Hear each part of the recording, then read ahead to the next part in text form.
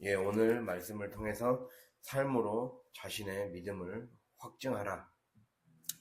예, 삶으로 자신의 믿음을 확증하라. 이러한 제목으로 함께 오늘 새벽 은혜를 나누고자 합니다.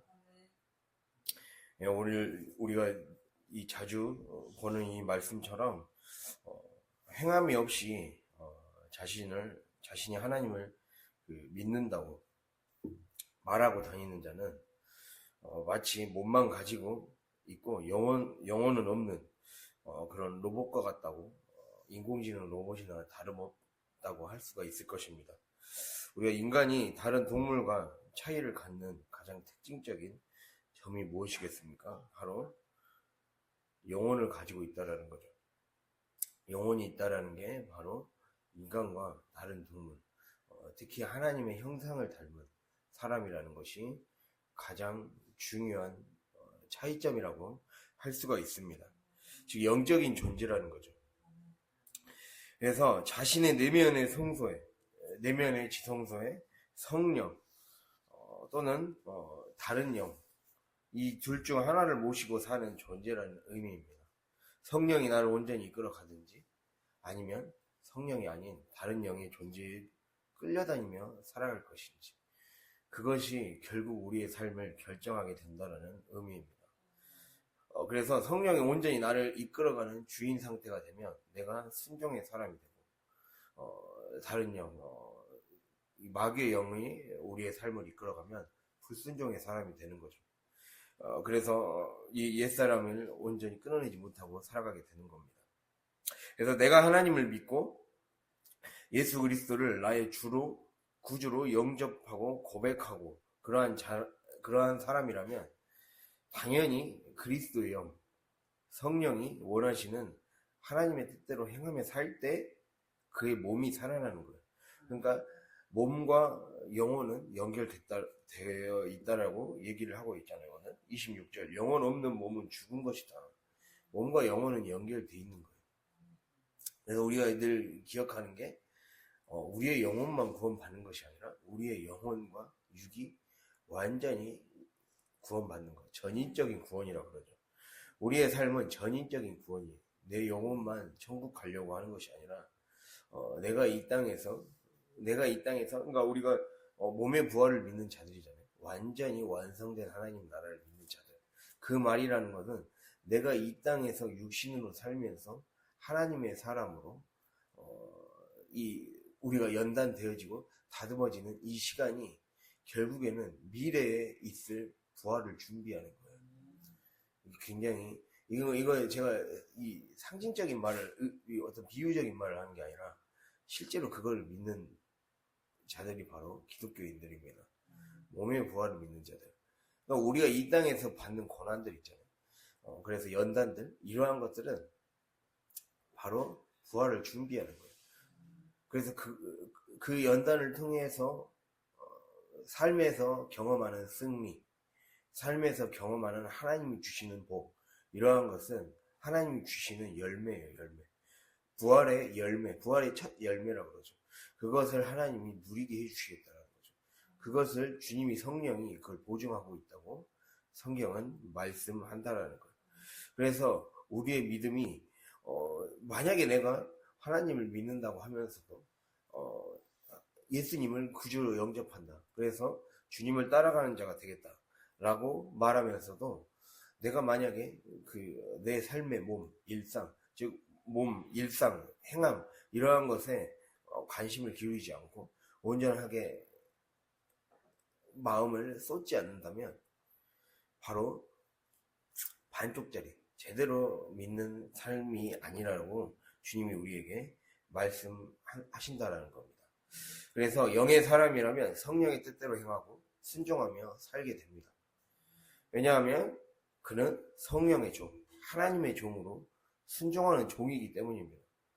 우리가 로마서 6장 16절을 보면, 한번 이 말씀을 한번 같이 읽어볼까요? 우리가 예전에도 읽어본 적이 있지만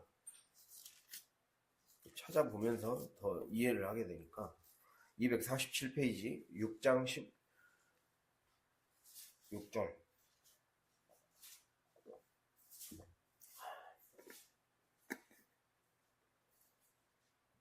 6장 15절과 16절을 함께 읽어보겠습니다.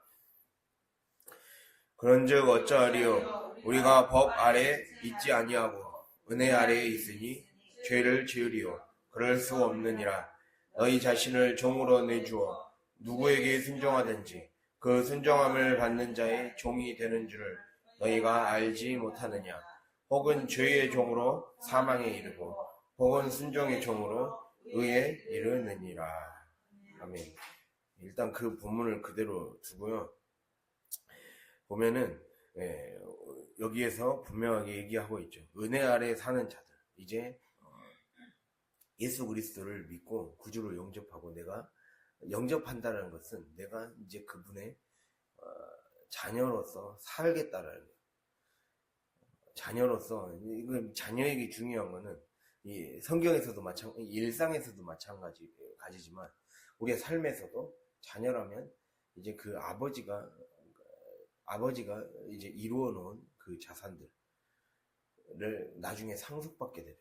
상속받아서 그 상속받은 재산이 결국에는 자녀의 실질적인 자녀의 것이 되잖아요.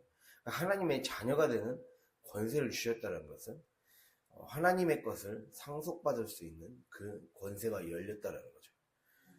그렇기 때문에 우리가 은혜 아래 있다는 것은 이제는 하나님의 상속자로서 살기 위해 이제는 그 주님과 반대되는 길을 이제 끊겠다라는 거죠. 그렇기 때문에 바로 우리는 순종의 종이 된다라는 거예요. 죄의 종으로 사망에 이르고 순종의 종으로 의에 이른다라고 하면서 그 다음 17절, 18절도 함께 읽어볼까요? 하나님께 감사하리로다. 너희가 본래 죄의 종이더니 너희에게 전하여 준 바 교훈의 본을 마음으로 순종하여 죄로부터 해방되어 의에게 종이 되었느니라. 아멘. 자, 그러니까 우리는 오늘 처음에 우리 본문을 읽은 것처럼 영혼 없는 몸이 죽은 것 같이 행함이 없는 믿음은 죽은 것이니라 라고 했잖아요. 이렇게 봤을 때 우리가 오늘 말씀의 제목이 무엇입니까? 삶으로 자신의 믿음을 확증하라. 그것이잖아요. 즉 내가 행함에 있어서 아직 온전하지 않다라는 것. 그것은 무슨 의미겠습니까? 그것은 바로 내가 온전히 녹립지 못했다라는 거예요. 그러니까 내가 하나님을 믿는 자라면 이제는 순종의 종이 되겠다. 이러한 삶이 자리 잡게 만들어야 돼요. 하나님을 믿는 자라는 것은 순종의 종으로 살아가는 것이다. 순종의 종으로 이 시간들을 살아갈 때 하나님의 자녀로서 온전한 권세를 누릴 수가 있다. 이거를 항상 마음에 새겨야 된다는 거죠. 그랬을 때 순종이 온전해질 때 하나님이 우리의 삶에 역사하시게 됩니다. 그랬을 때 우리가 순종이 온전히 녹립게 만들어야 됩니다. 죄의 종이나 다름없는 삶이 우리가 지속되잖아요. 그렇게 되면 말로만 믿지 실질적인 해방의 권세와 능력이 삶에서의 효력을 맛보지 못하게 됩니다. 우리가 보면 이 17절 보면 교훈의 본을 너희에게 전하여 준 바 교훈의 본을 마음으로 순종하여 죄로부터 해방되어 의에게 종이 되었다 라고 나와 있잖아요. 죄의 종인데 어떻게 해서 의의 종이 될 수 있었냐? 말씀에 순종하면 어떠한 일이 발생한다라고 얘기하고 있습니까? 18절에 죄로부터 해방된다라는 거예요. 죄로부터 해방된다. 우리가 왜 말씀에 순종해야 되느냐? 벗어나는 길이에요. 죄의 저주의 고리로부터 나를 끊는 길이에요. 그래서 우리에게 중요한 거는 하나님이 말씀하신 그대로 순종하는 거예요. 내 생각을 죽여가는 거죠. 근데 그 내 생각이 죽었는지 안 죽었는지도 헷갈릴 정도로 혼미하게 살아가서는 안 됩니다. 그게 중요한 거죠. 여기에서 이제 그 다음 주제가 나올 수가 있는 겁니다. 보면 그래서 우리가 내가 말로만 믿지 실질적인 순종이 없으면 행함이 없으면 결국에는 해방의 권세를 누릴 수가 없어요. 죄로부터 해방된다 했잖아요. 교훈의 본을 마음으로 순종하면 먼저 우리에게 일어나는 일이 죄로부터 해방된다. 풀려지는 일이 일어난다. 내가 죄에 묶여졌던 나의 입술과 나의 언행과 심사와 습관과 모든 삶에 묶여있던 관계와 물질들이 해방되기 시작한다. 그게 중요한 거예요. 내가 삶에서 이 해방은 전 영역에 다 펼쳐져 있어요. 전인적인 구원이라 했어요. 전인적인 구원을 넘어서서 우리 인간만 구원받는 게 아니라 온 피조세계가 구원받는 거거든요. 그러니까 한마디로 내 삶이 풀리려면 내 주변도 풀려야 돼. 내 주변도 구원을 받고 해방이 돼야 돼. 그래야 그러니까 내가 잘 되려면 경제까지 풀려야 온전한 구원이 완성이 되겠죠. 그게 진짜 로마서 8장 뒤에 보면 그게 나와 있거든요. 온 세계가, 온 피조 세계가 하나님의 아들들이 나타나서 이 땅을 회복시키고 이 땅을 구원시키기를 하나님이 온 피조 세계가 기다리고 있다. 라고 얘기하고 있거든요.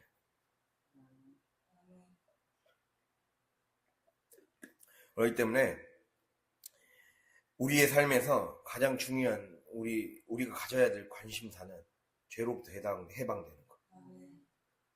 죄로 인한 저주로부터 해방되는 것. 우리 안에 저주로 묶여있는 것들이 해방돼야 돼요. 그것이 우리의 삶의 숙제입니다. 그 숙제를 해결해가는 과정이 그래서 풀려가는 과정이 내가 하루 순종할 때 죄로 인해 묶여있던 그 저주의 것들이 풀어지기 시작해요. 그것을 반드시 기억하고 삶에서 하나하나 이 저주의 사슬을 끊어내는 그러한 저와 여러분이 될 수 있기를 간절히 바랍니다. 그걸 하나님이 원하시는 거예요. 그게 계속해서 불순종이 우리의 삶을 끊어내지 못하면 결국에는 해방의 권세를 누릴 수 없고 해방의 능력을 맛볼 수 없는 거죠. 그렇게 되면 열매가 없었을 것이고 또 육체의 욕심에 쉽게 미혹되는 삶이 반복될 것입니다. 그래서 우리가 순종을 통해 하나님이 우리를 다뤄가시는 연단을 가볍게 봐서는 안 됩니다. 이 과정 자체가 이미 하나님이 우리의 안에 묶여있던 것들을 풀게 해주시는 과정이라는 거예요. 순종을 외로운 것으로 생각하지 말고 나에게 좋은 거예요. 네. 그러니까 한마디로 우리가 다 감옥에 갇혀있는 신세예요. 우리가 감옥에 갇혀있을 때 이 교도소에서의 생활을 열심히 하고 성실하게 하다 보면 이제 교도소에서 그 사람을 모범수로 빨리 빼주는 경우가 있잖아요. 모범수로 빨리 빼줘서 사회에 이제 빨리 복귀할 수 있도록 해주는 경우가 있잖아요. 마치 그런 것과 비슷한 거예요. 하나님이 우리는 이 세상에 감옥에 갇혀 있는 자가 다름없는 거예요. 우리가 깨닫지 못할 뿐이지 제대로 눈을 뜨고 보면 우리가 마귀의 감옥에 갇혀 있는 거예요. 마귀가 설정해 놓은 덫에 감옥에 갇혀서 꼼짝없이 마땅히 누려야 될 것들을 빼앗기고 저당 잡혀서 살아가는 존재가 되어 있단 말이에요. 그것을 보는 눈을 열어가는 과정이에요. 아, 묶여 있었네. 순종하다 보니까 보이는 거예요. 말씀이 들어가면 보이잖아요. 말씀이 들어가면 보이는 거예요. 말씀이 들어가면 나의 모습이 보이고 깨달아지는 거죠. 말씀의 빛이. 우리가 어제 그 성소 지성소 했을 때 등잔대와 떡상과 그리고 또 법궤를 말을 했어요. 이것들은 말씀으로 하나님의 말씀이 임할 때 그러니까 내 것을 완전히 죽이고 순종하는 뜰에서의 과정을 거쳐서 내가 결국엔 그 다음에 벌어진 것이 그 다음에 들어가서 행해지는 것이 무엇입니까? 오직 하나님의 말씀만 붙잡고 살아갈 때 비춰지는 그 빛으로만 살라는 거죠. 그 빛으로 봤을 때 내가 지금까지 살아왔던 삶의 실체가 보이고 내가 오히려 이것이 내 삶의 저주였구나. 내가 붙잡지 못했던 이 나의 언행 심사가 큰 덫이었구나. 내가 스스로 가둔 감옥이었구나. 내가 마귀에게 갇혀 살았구나. 이거를 깨닫게 된다는 거죠. 그래서 순종은 어떻게 보면 모범수로 석방되기 위한 하나의 과정이라고 볼 수가 있습니다. 그래서 우리가 이것들을 꼭 기억할 수 있기를 바랍니다. 우리가 야고보서로 다시 넘어가서요. 그래서 주님이 말씀하시죠. 야고보서 2장 20절에서 22절을 잠깐 읽어볼까요? 야고보서 2장 20절에서 22절. 이제부터 야고보서를 계속 보겠습니다. 야고보서 2장 20절에서 22절 함께 읽겠습니다. 아, 허탄한 사람아, 행함이 없는 믿음이 헛것인 줄 알고자 하느냐. 우리 조상 아브라함이 그 아들 이삭을 제단에 바칠 때에 행함으로 의롭다 하심을 받은 것이 아니냐. 내가 보거니와 믿음이 그의 행함과 함께 일하고 행함으로 그 믿음이 온전하게 되었느니라. 아멘. 자, 여기서 보면 허탄한 사람아 이렇게 20절에 나와 있죠. 즉 허탄한 사람이라는 것은 한마디로 입술로는 신앙적인 지식과 신앙적인 어떤 경험들이 있다고 뽐내고 믿음을 자랑하는 것 같지만 실제로는 그 믿음에 따르는 삶을 살아가지 않는 것, 삶에 신경 쓰지 않는 것, 삶에 철저히 순종에 큰 가치를 부여하지 않는 점, 그게 바로 허탄한 사람이라는 거예요. 뭐라고요? 순종에 큰 가치를 부여하지 않는 자. 네. 순종의 가치라는 게 뭐예요? 값어치를 매긴다는 거죠. 순종의 값어치를 높게 매겨야 돼요. 우리가 순종하는 걸 작게 여기면 안 돼요. 내가 순종하는 것은 굉장히 큰 값어치가 있는 거예요. 나의 하나의 순종으로 온 피조석의 구원의 길이 열리는 거예요. 그 영적인 감각이 열려야 됩니다. 그렇기 때문에 그거의 첫걸음이기 때문에 내가 온전한 순종을 하기 위한 이 과정들을 통과해야 됩니다. 그래서 행함으로 믿음이 완성되고 증명된다는 거예요. 행함은 자신의 옛사람을 죽이고 십자가에 못 박고 그 과정에서 속사람이 완전히 강건해지는 거예요. 그것이 그러한 사람으로 우리를 바꿔가는 거죠. 즉 우리는 옛사람이 죽고 새 사람으로 바뀌어가잖아요. 또 겉사람이 후패해지지만, 즉 썩어 없어지지만 결국에는 우리의 삶이 속사람이 내면이 하나님의 영으로 강건해지고 튼튼해지는 과정이에요. 그러니까 이게 바로 순종의 가치인 거죠. 내 속이 단단해지는 사람이 되는 거, 영혼이 단단해지는 사람이 되는 거. 아까 첫 전제가 무엇이었어요? 영혼 없는 몸이 죽은 것 같이 우리는 영혼을 신경 쓰지 않고 살았다는 거예요. 결국 이 모든 문제가 영적인 문제였어요. 내 영혼이 죽어 있었기 때문에 순종의 가치를 깨닫지 못한 거예요. 순종이 세상에서 가장 중요한 가치임을 오늘 이 새벽을 통해 기억할 수 있기를 바랍니다. 이 시험과 연단을 통해 불순물을 빼는 거죠. 순종을 통해 우리 안에 불순물을 빼는 겁니다. 그 과정을 통해 하나님의 사람, 즉 새 사람의 모습이 성경에만 쓰여있는 어떤 이론이 되지 않고 나의 것이 되는 거죠. 그것을 주님이 우리의 삶에 원하십니다. 그래서 순종은 예수 그리스도께서 내 안에 온전히 뿌리를 내리게 하기 위한 구원을 향해 가는 여정에서 끝까지 하나님과 함께 가는 그 과정, 떨어져서는 안 될 부분이라는 걸 반드시 기억할 수 있기를 바랍니다. 그래서 이 서론에서의 첫 번째 주제는 믿음을 가진 자라면 반드시 행함으로 그의 믿음, 즉 순종으로 그의 믿음을 확증해 가야 됩니다. 오늘 삶으로 자신의 믿음을 확증하라 했잖아요. 확실히 증거를 남겨야 된다는 거예요. 그래야 해방이 된다. 그래서 우리는 순종을 통해 우리 안에 또 우리 안팎의 죄로 인한 저주, 안팎에 묶여있던 그 저주들이, 갇혀있던 것들이 쇠사슬이 풀려지고 저주가 풀려지는, 그래서 이 축복으로 가는 첫 걸음이 열려지는 길이 바로 순종이다. 순종의 값어치를 첫 번째 주제로 했고요. 그렇다면 이제 두 번째 주제입니다. 구체적으로 우리가 믿음을 확증하는 기준,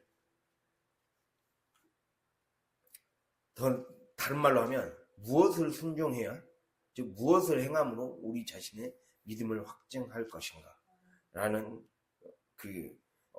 라는 질문을 할 수 있어요. 이 질문에 대한 답이 야고보서 전체에 다 나와 있어요. 이거를 간단히 이제 네 가지로 요약해 볼 수가 있습니다. 첫 번째는 내 입과 혀, 내 혀예요. 혀. 내 입과 혀, 내 입과 혀가 자신의 믿음, 내 영성을 가늠하는 바로미터라고 볼 수가 있습니다. 야고보서 3장 볼까요? 3장 8절에서 11절, 12절 함께 읽겠습니다. 3장 8절에서 12절. 혀는 능히 길들일 사람이 없나니 쉬지 아니하는 악이요 죽이는 독이 가득한 것이라. 이것으로 우리가 주 아버지를 찬송하고 또 이것으로 하나님의 형상대로 지음받은 사람을 저주하나니 한 입에서 찬송과 저주가 나오는도다. 내 형제들아, 이것이 마땅하지 아니하니라. 샘이 한 구멍으로 어찌 단물과 쓴물을 내겠느냐.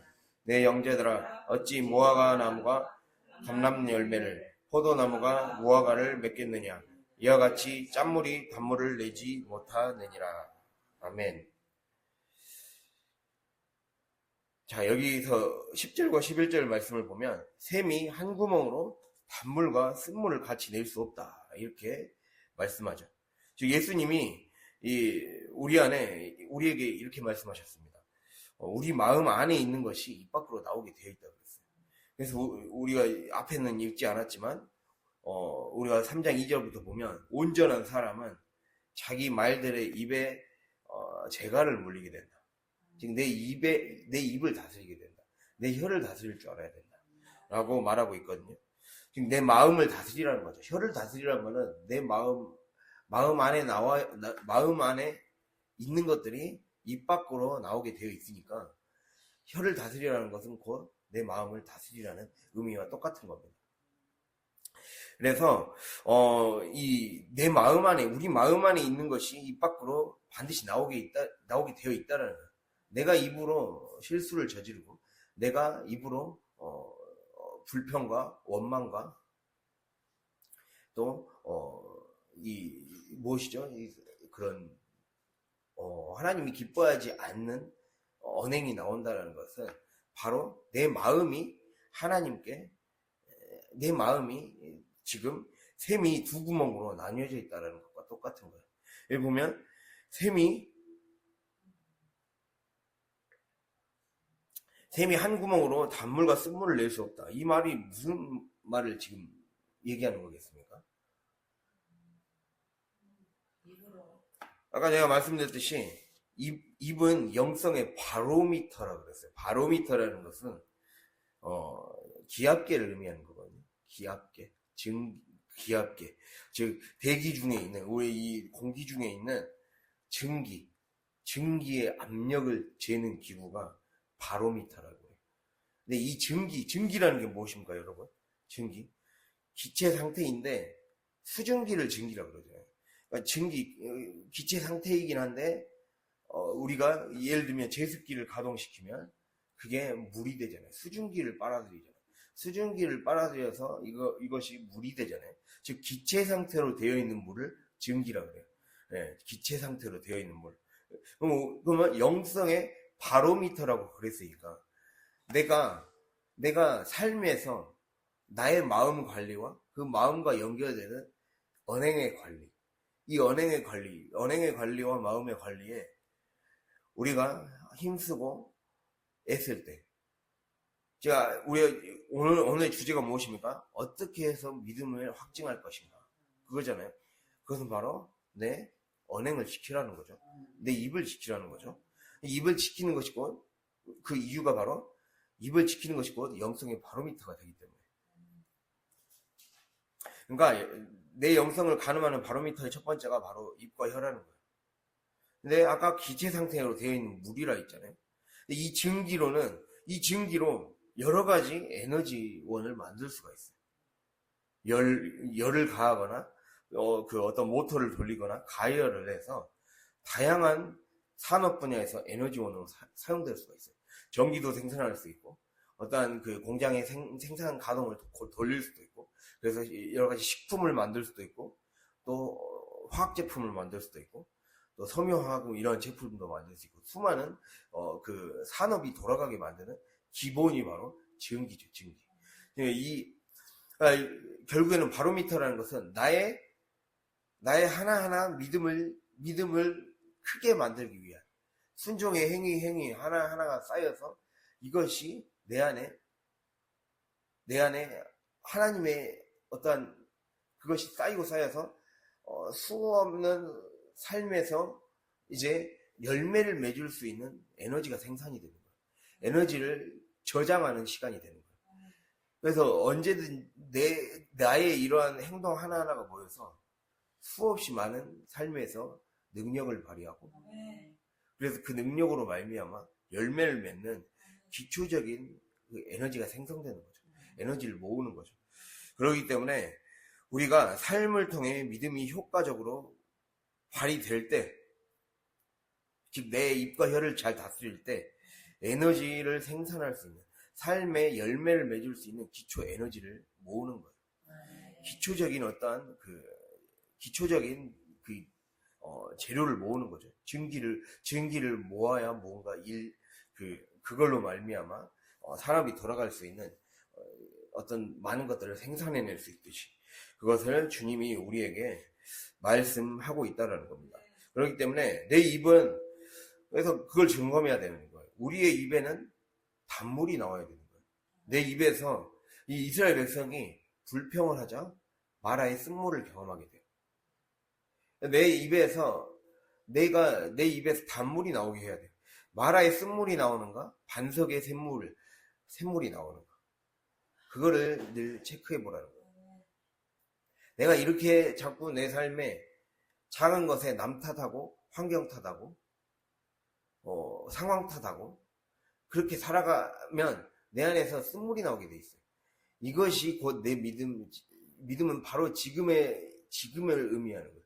내 지금이 중요한 거예요. 내 지금 내가 어떠한 입술로 하고 있는가. 그래서 내가 시험 들고 있지 않은 거예요. 자신이 시험 들고 있는지 없는지도 깨닫지 못하는 그런 둔한 상태가 아닌가. 그거를 깨달아야 돼요. 그래서 은혜가 더 배가가 되고 유지되도록 만들어야지 그냥 놔둬버리면 안 돼요. 내 마음이 완전히 늘 순종을 통해 내 안에 묶여있던 마음을 해방시켜줘야 되고, 또 내가 내 안에 품었던 불평과 원망과 짜증과 상황 탓과 환경 탓, 그런 것을 했던 것을 회개해야 돼요. 그것을 우리가 기억할 수 있기를 바랍니다. 우리가 이런 경우가 있거든요. 우리가 하나님이 삶에서 시험을 주신다라는 것을 모두가 다 알고 있어요. 그런데 이럴 수가 있죠. 내가 삶에서 이걸 민감하게 반응하면서 하나님이 원하시는 거는 그 시험을 그때 통과하기를 바라시거든요. 중요한 게 그거예요. 내가 그때 통과하기를 바라신다는 거는 그때 내 입과 혀를 다스리고, 그때 내 마음과 생각을 다스리고, 그때 내 말하는 방식을 바꾸고, 생각하는 방식을 바꾸고, 주변의 사람들이 그 생각하는 방식은 나에게 사람이 어떻게 행하든지 간에 그냥 나는 내가 믿음으로 반응하는 거예요. 그것조차도 하나님이 허락하셨다라는 마음을 가지고 대하는 거예요. 근데 내가 내 마음을 꿍하게 가지고 있고 그래 놓고 하나님이 그래도 허락하셨으니까 참아야죠. 이거는 시험에 좋게 반응하는 게 아니에요. 하나님이 시험을 하시니까 참아야죠. 이게 아니에요. 그게 아니라 그때 그걸 통과하지 못하면 이겨내지 못한 거예요. 그거는 참는 게 아니라 그냥 억지로 인간적인 방법으로 참는 거예요. 어제 말씀드렸잖아요. 육신의 방법대로 율법을 이루려고 하지 말라고. 그러니까 이게 미묘한 차이예요. 하나님 늘 그때 실시간 테스트가 진행되고 있는 거예요. 성령이 원하시는 방법으로 나는 말을 했는가, 생각을 했는가.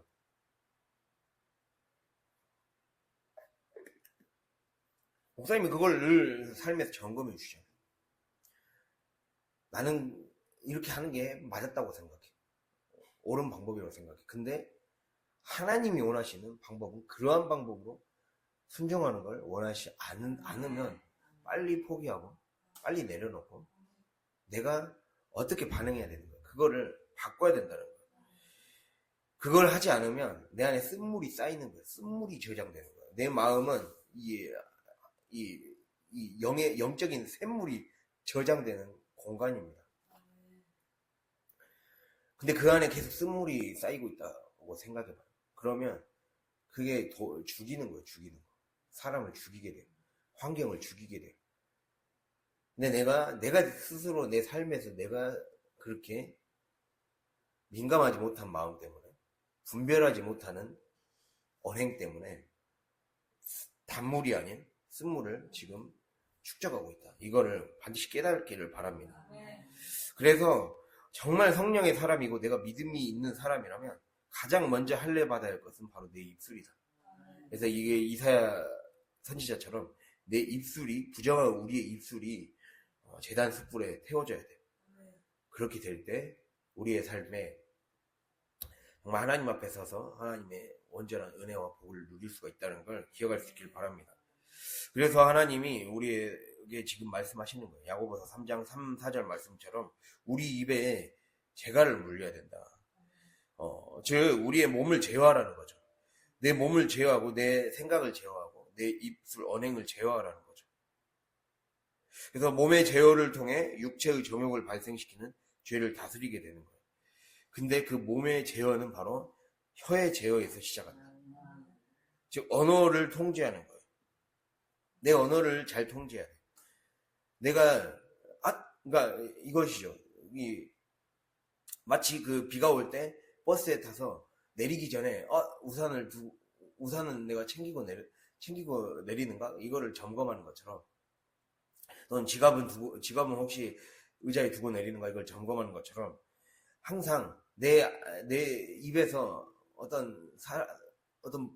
주변에서 목사님을 통해, 삶을 통해, 여러 가지 사람을 통해 딱 나에게 말과 행동에 자극을 주었을 때 내가 여기서 어떻게 내가 그냥 무의식 중으로 그냥 습관적으로 말이 나오기 전에 내가 이렇게 말해도 되나?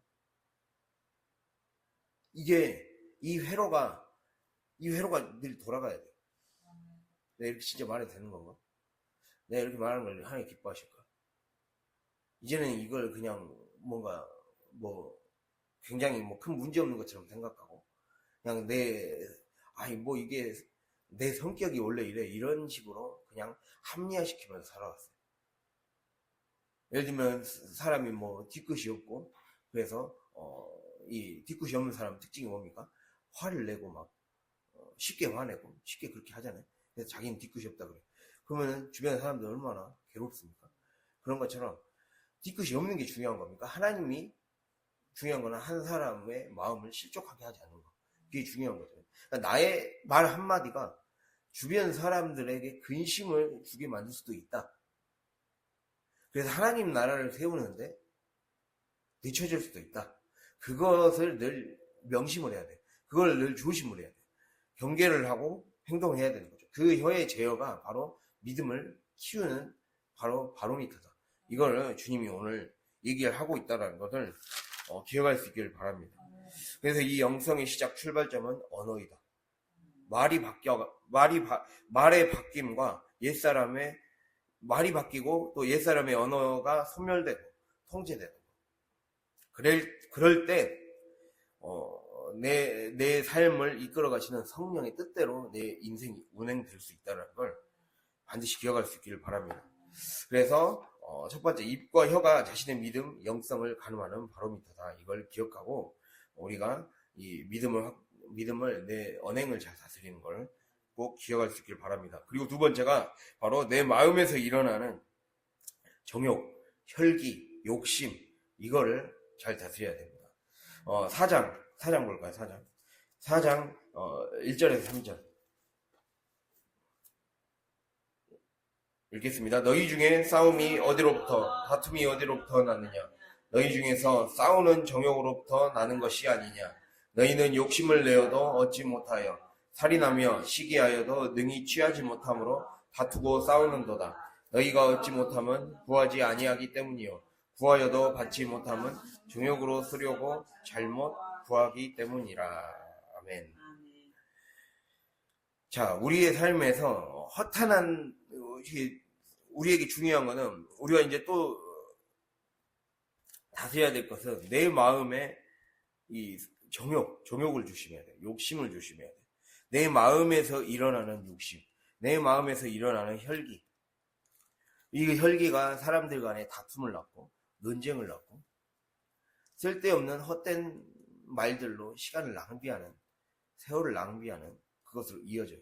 왜 이것을 신경 써야 되느냐? 즉, 내 입과 혀를 신경 쓰고, 더 나아가서는 내 마음의 정욕과 욕심과 내 안에서 일어나는 혈기와 시기, 질투, 이러한 마음에서 일어나는 죄들을 다스려야 된다. 이 말이거든요. 그럼 이걸 왜 해야 됩니까? 3절에 나오잖아요. 구하여도 받지 못하면 정욕으로 쓰려고 잘못 구하기 때문이라. 이게 다스려지지 못하면 기도가 응답이 안 된다는 거예요. 그거를 분명하게 얘기하고 있어요. 근데 그거에 대해서 더 자세히 설명을 하거든요. 이 보면 4장 5절에 너희는 하나님이 우리 속에 거하게 하실 성령이 시기하기까지 사모한다 하신 말씀을 헛된 줄로 생각하느냐. 이 말씀이 나와 있어요. 이 말은 무엇이냐면 하나님은 우리의 마음 안에는 성령만이 거하기를 주님은 바라고 있다는 거예요. 근데 네 마음속에 네 욕심으로 가득 차 있구나. 나는 그걸 시기한다. 나는 그걸 시기한다는 거예요. 난 이거 없었으면 좋겠는데, 나 이거 미워하는데, 이걸 빨리 끄집어내. 이걸 주님이 바라신다는 거예요. 내가 그래야 너의 기도에 응답해 줄 수 있다. 라고 주님이 말씀하고 있어요. 그래서 내가 믿음이 있다라고 한다면 내가 무엇을 순종해야 되는가? 내 입과 혀에 재갈을 물리고, 그리고 더 나아가서 내 마음에 재갈을 물려야 된다. 왜 그래야 되느냐? 결국 내 안에 성령만 모셔야 되기 때문에. 성령만 모시지 않으면 어떠한 역사가 일어나지 않습니다. 결국에는 그리스도인의 모든 은혜와 축복과 하나님 나라가 확장되고 내 삶이 더 깊은 성화의 과정으로 나아가는 그 가장 큰 열쇠는 기도에 있거든요. 주님과 통해야 돼요. 주님과 통해야 되는데 그 통하게 만드는 길이 바로 순종이란 말이에요. 행함의 순종. 그러니까 그 행함과 기도가 같이 가야 되는 거예요. 내가 행하고 그리고 그 행함을 통해 행함은 결국 순종을 통해 내 안에 있는 것들을 끄집어내고 제어시켜서 딱 하나님만이 내 안에 오실 수 있는 그 길을 만들어주는 거죠. 그 길을 만들어주는 과정이에요. 그러기 때문에 그것이 그 외에 다른 것들이 있는 것이 거추장스럽다는 거예요. 이 거추장스러운 그 길을 치워야 돼요. 왕이 오시는데, 대통령이 오는데 청소 하나 안 해놓고 정비 하나 안 해놓고 어떻게 맞이할 수 있습니까? 그렇게 청소하며 준비하라는 거예요. 그걸 주님이 우리에게 지금 말씀하고 있다는 걸 기억할 수 있길 바랍니다. 예, 그리고 세 번째로 좀 더 빨리 하겠습니다. 5장 7, 8절입니다. 5장 7, 8절. 즉 세 번째는 먼저 보면 인내. 길이 참고 인내하여 마음을 굳건하게 하는 거. 이게 나오죠. 5장 8절 보면 길이 참고 마음을 굳건하게 하라. 주의 강림이 가까우니라. 이렇게 나와 있죠. 즉 우리 안에 우리가 지금 무엇으로 믿음을 확증하는가? 인내. 길이 참고 인내함으로. 근데 그 다음 말 마음을 굳건하게 하라 라고 나와 있어요. 여기서 마음을 굳건하게 하라는 말은 스테리쪼, 헬라어로 그리스어로 스테리쪼라고 해서 딱 내 마음이 요동치지 않게 딱 목사님이 저번에 얘기했죠. 옷걸이로 딱 걸어놓으라고. 이게 그 뜻이에요. 이게 딱 걸어놓으라는 거예요. 마음이 딱 하나님께만 고정될 수 있도록 다른 것에 또 흔들리지 않도록 딱 아예 고정시켜놔. 그래서 우리가 전도서 12장 11절에 하나님의 말씀은 찌르는 채찍과 같고 그리고 잘 박힌 목과 같다고 그렇게 말하고 있어요. 잘 박힌 목과 같아야 된다는 거죠. 딱 잘 박힌 못이 잘 박히면 거기에다 딱 안심하고 거기다 걸어둘 수가 있잖아요. 누군가 나에게 맡길 수 있는 상태가 되게 만드는, 누군가 나에게서 배우고 얻고 유익을 얻고 그래서 내가 축복의 통로가 될 수 있는 상태가 만드는 중요한 지점이 바로 길이 참고 인내해서 마음을 지켜내는 거예요. 근데 그 마음을 지켜내기 위해서는 마음을 딱 하나님이 원하시는 그것에 딱 고정시키고 있어야 돼요. 그러니까 이 변수가 있어서는 안 돼요.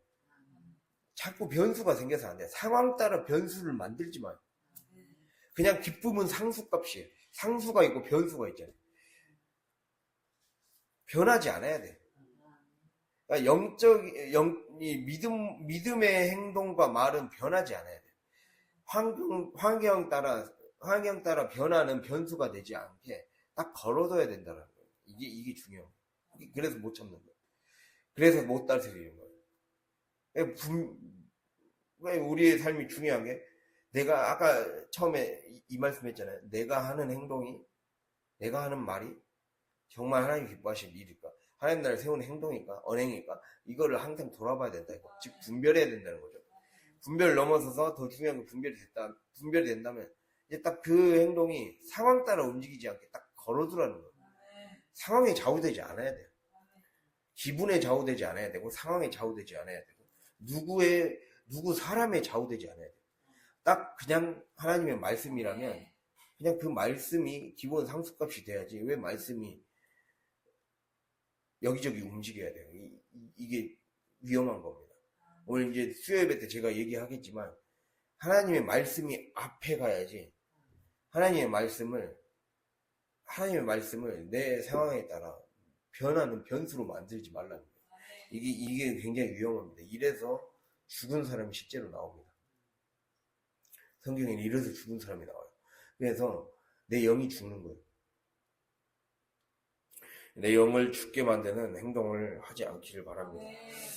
그리고 마지막으로 5장 19절 20절입니다. 내 형제들아, 너희 중에 미혹되어 진리를 떠난 자를 누가 돌아서게 하며, 너희가 알 것은 죄인을 미혹된 길에서 돌아서게 하는 자가 그의 영혼을 사망에서 구원할 것이며 허다한 죄를 덮을 것임이라. 아멘. 자, 내 믿음을 더 굳건하게 하고 확증하는 방법, 바로 미혹되어 진리를 떠난 자, 미혹된 자를 돌이키게 해주어라. 영혼 구원입니다. 영혼 구원에 힘쓰는 거예요. 그러니까 앞에 세 개는 소극적인 방어죠. 졸지 마요. 눈 감지 마요. 네. 미혹되는 자를 돌이키게 해주어라. 영혼 구원이라 했잖아요. 그러니까 이게 앞에 세 개는 소극적인 방어예요. 그리고 마지막은 영혼 구원, 적극적인 공격이에요. 적극적인 공격을 통해 끄집어내주는 거예요. 그래야 내 믿음이 성장한다. 즉 전도가 가장 큰 영혼을 성장하게 만드는 방법이에요. 왜냐면 내 현실을 딱 제대로 보게 만들거든요. 실상을 제대로 보게 만들거든요. 내가 그냥 삶에서 살아가다 보면 때로는 방어가 느슨해지고, 이게 잘하고 있는 건가 그럴 때도 있는데, 이 내가 전도의 현장에서 살아가다 보면 정확히 딱, 이대로 살아가서는 안 되겠구나. 내가 꼼짝없이 당하겠구나. 이거를 깨닫게 되니까 더 정신 차리게 된다는 거예요. 그래서 우리가 이걸 기억하면서 구체적으로 믿음을 확증하는 자기 평가의 기준, 이게 내 입과 혀, 내 마음에서 일어나는 정욕, 욕심, 시기, 질투, 이러한 욕심의 죄악들, 그리고 인내하는 것들, 인내하고 그 인내가 마음을 딱 걸어두는 거, 이게 이 훈련이 되고 또 더 나아가서 영혼 구원의 훈련까지 될 때, 결국에는 이것이 하나하나 바로미터, 내 안에 증기로 쌓여서 수많은 복의 에너지들을 만들 수 있는 에너지원이 되는 겁니다.